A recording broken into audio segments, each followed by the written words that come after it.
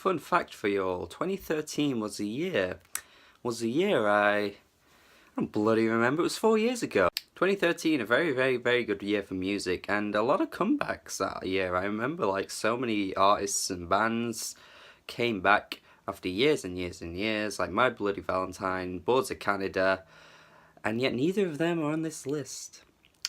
I'm just going to go straight into the list now. I hope you enjoy my list. First at number 50, Ghostface, Killah and Adrian Younge with their 12 Reasons to Die collaboration album. And at 49 we have The World is a Beautiful Place and with their album Whenever, If Ever. At number 48, Oneohtrix Point Never with his album R+7. And at number 47, the very underrated underground rapper YC the Cynic with his album GMK. 46, the Italian jazzy rock band called Satelliti with their album Transistor, a very cool jazz album. I discovered this somehow, I don't know how, but I remember finding it on Bandcamp. I thought it was very good. 45, Japanese math rock band called Veut, or THE, or The, however it's said, the album Tricot. It's very good. At number 44, the post-punk band Beastmilk, which I haven't heard from since this album, but their album titled Climax. And at number 43, we have Phosphorescent? I don't Muchacho is the album. It's a very good folk album. 42, one of the most consistent singer-songwriters from the UK. Almost all her albums I think have been excellent. And her name is Marling with Once I Was an Eagle. 41, Autre with the album Anxiety, a very 80s inspired, Prince inspired album. Very poppy, very catchy, very cool. And at number 40, the UK garage dance pop duo Disclosure with their very trend-setting album Settle. Number 39, the Outsider House artist Jon Hopkins with his very excellent set of electronic music. And number 38, one of the most unique albums of that year for sure, is Psychic by Darkside. 37, the Underachievers with their very wordy and mindful album Indigoism. And then at number 36 we have Torres with her acoustic singer-songwriter album Self-Titled. At number 35 we have the wonderful Julia Holter with her very whispery and ambient album Loud City Song. And then 34, Daniel Avery's Drone Logic, which is such a cool electronic album. Seriously, go listen to that, it's so good. 33, a prog rock album and psychedelic rock album that went quite unnoticed. A band called Kiki Pow with the album Pines. And at 32, The Knife, the wonderful Knife, with their album Shaking the Habitual. 31, Danny Brown, of course. Danny Brown has to be on every year-end list because he's amazing. With his album Old, not quite as good as every other album he's made, but still I thought it was very good nevertheless. Number 30, of course, Chelsea Wolfe, another artist that has to be on every year-end list ever made because she's amazing. Penis Beauty. And then 29, an album I wasn't expecting to like at all, but Cage the Elephant's Melophobia. I thought it was a great indie rock album. And number 28, your ginger boy with soul, King Cruel with 6 feet beneath the moon. And then at number 27, DJ Rashad with his very legendary Footwork, Chicago Footwork album titled Double Cup. Number 26, the Australian rock band The Drones with I See Seaweed. Number 25, members of the old band McCluskey, I believe, Future of the Left with their album How to Stop Your Brain in an Accident. And number 24, the very good band Foxygen. And then at number 23, we have Touche Amore is Survived By. Number 22, The Nationals' heartbreaking as fuck album Trouble Will Find Me. And 21, the excellent rap group Flatbush Zombies with their album Better Off Dead. And now, the top 20 Commenso. Grave Babies with Crusher at 20. This is a very good post-punk rock band who put out an excellent album here, especially the title, not the title track, but one of the singles, Over and Underground. Over and Underground. It's just very good. It's quite catchy at points as well, but it's just a through and through rock album that I believe is quite superb. 19, Buchan Gas or Gaze with their album General Dome. This was one of the most intriguing indie pop rock albums I've heard in a long time, really, because they use these instruments called Buchan Gaze, and I don't know anything about the instruments, but it creates this very unique sound that I don't think any other indie band these days is able to quite reach, but the way they craft their music is very good, and again it's quite fairly catchy as well, so I'd recommend this if you've never heard of it. 18, Casey Musgraves with Same Trailer Different Park. Honestly, this is one of the better country albums of the past few years. I don't think there's any female country singer right now that's quite as good as Casey Musgraves, to be honest. Honestly, she is so brilliant with her wordplay and her music. Her vocals, of course, are very good. And just this album has so many great song topics on it. She's just such a good songwriter. I believe this is going to go down as one of the better country albums in a decade where country has kind of been pretty laughable from a mainstream perspective. Now, you tell me about great rappers and great MCs. You say J. Cole, you say Logic, you say Drake, and I laugh at all of them because none of them are ever going to be anywhere near as good as R.A. the Rugged Man. Seriously, legends never die. Oh my god, this is such an excellent hip-hop album. The speed of this guy's flow is just insane. His sort of cynical and snarky comments on politics are just brilliant and hilarious. Like, I cannot relate to any political guy in hip-hop as much as R.A. the Rugged Man. Seriously, I don't think anyone can rap as fast as him. He's some points like nearly on par with A$AP Rock with his kind of delivery and wordplay and his rhymes. This album, honestly, is just incredible. Please go listen to it if you never have. 16, Vampire Weekend, of course. They're on the list again for me. Every album they put out I think is great. I don't know if they'll continue that success with future albums, but Modern Vampires of the City I thought was another great album from them. Dying Young is just a brilliant pop song. Then we've got tracks like Step, which are much more softer and quite emotional, and you know, they just did this album really well, and they kind of made it a bit more like sway and a bit more like cutesy on this time around, I think, and I just believe they continue to do it so well, and no one's really on par with them in this kind of sound. So yeah, keep going, Vampire Weekend. They're honestly very good. 15, Altar of Plagues. I still see metalheads talk about this album even all these years later. It's constantly referenced in like music groups that I follow all over the internet, and for good reason. This is just an insane black metal album. Like, I just, when I listen to this, I'm just like in awe of everything going on, and I usually am with black metal because it's just one of those genres that's just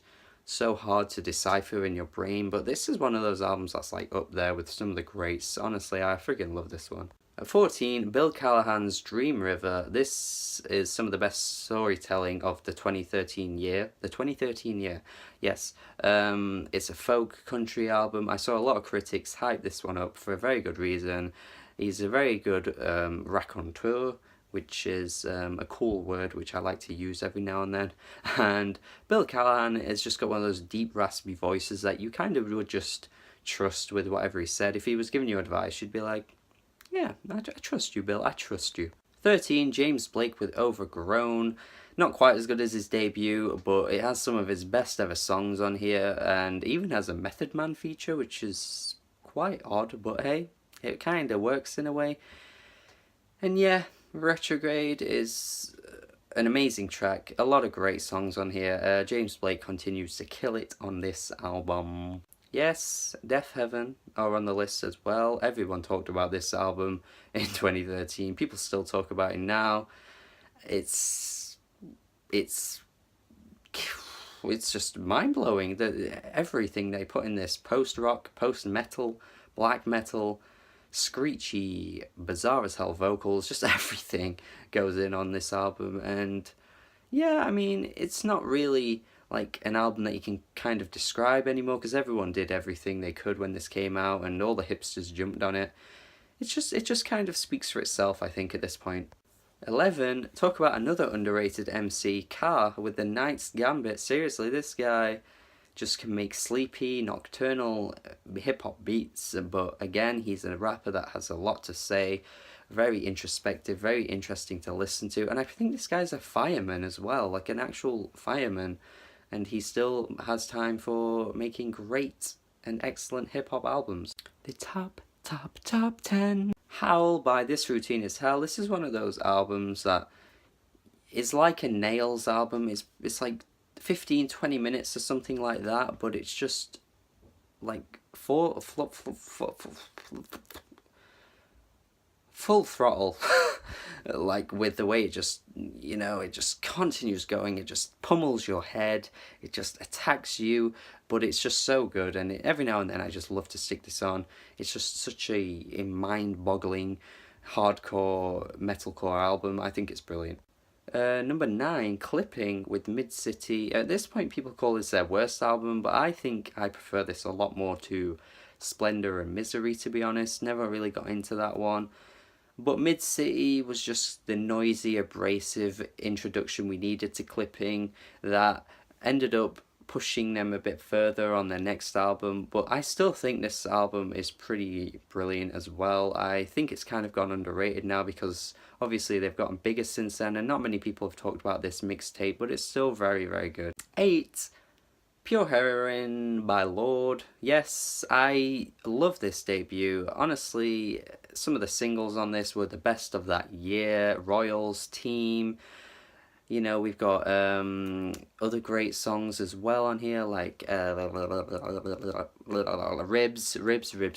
You know, this is such a clever pop album from like a 16-year-old at the time as well. And she had way more to say than Miley Cyrus, Demi Lovato, Taylor Swift, any other pop artist that was out at the time.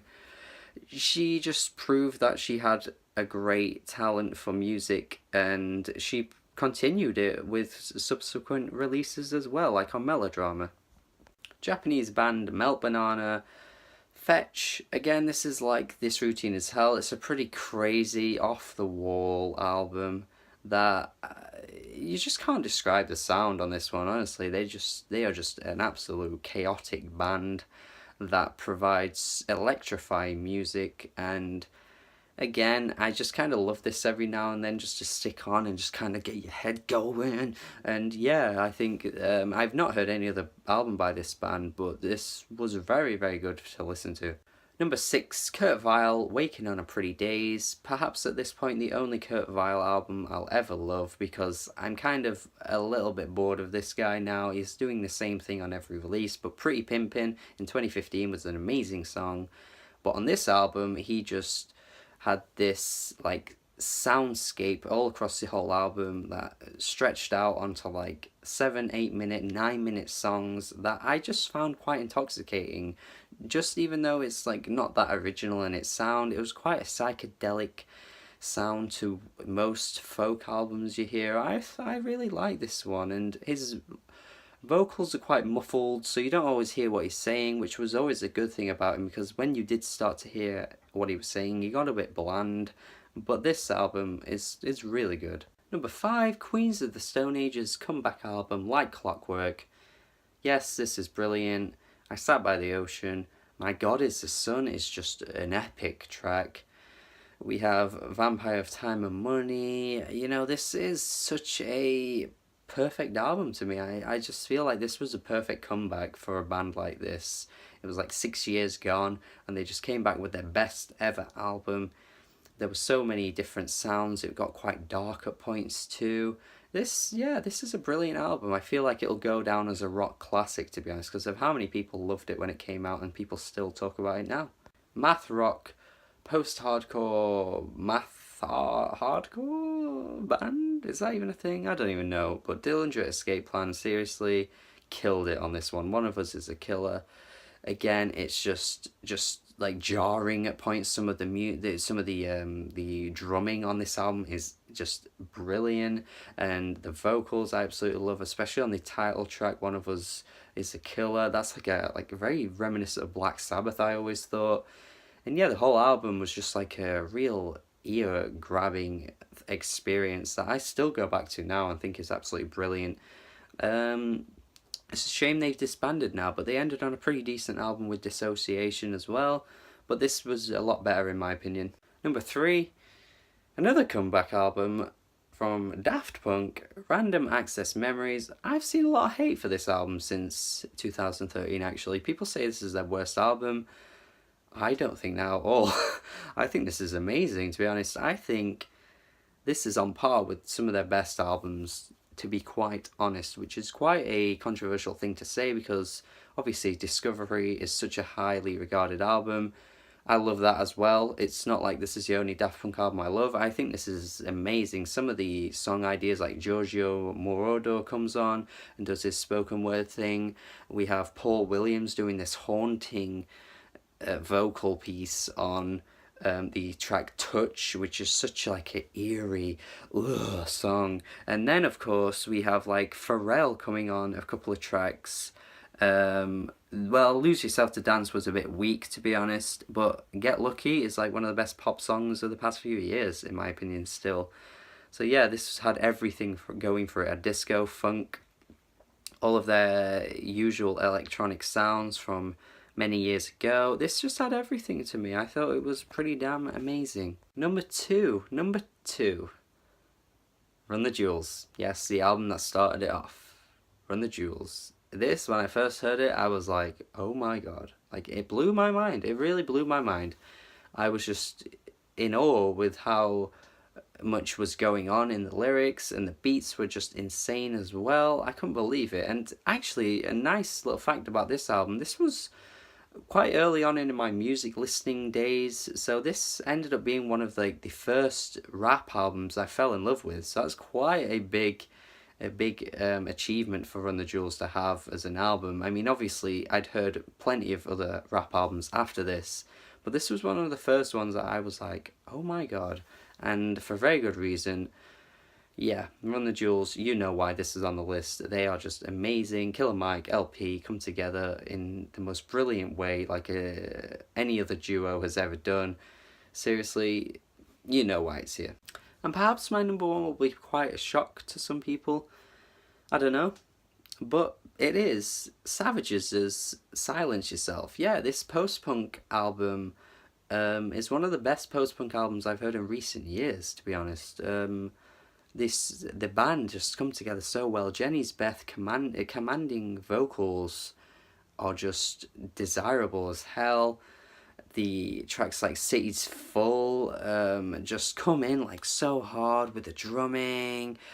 Shut Up as well is just such like an anthem. Like seriously, this album was done incredibly well.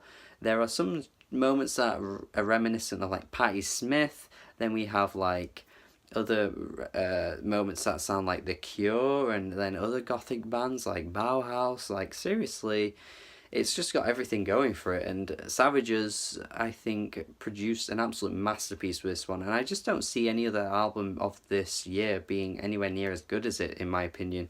This one just was so good when I first listened. It's still amazing now. And yeah, if you've never heard it, please go listen to it. But let me know what you think of this album in the comments too, if you love it as much as I do, because I think it's just absolutely outstanding. So yeah, my 2013 list. Tell me your 2013 list, please, in the comments. Let me know what you think of mine, if some of the picks were wrong, if I missed any off that you thought, oh, that deserved to be there. And yeah, that's it. That's the 2013 list. I love all of these albums. I hope you do too. Please subscribe to the channel for more lists like this. Share the video as well. These kind of lists take so long and so much energy. I'd appreciate if you shared it around and stuff like that. And yeah, let me know what I should review and any other future lists as well that I should do. And have a good day. Yay.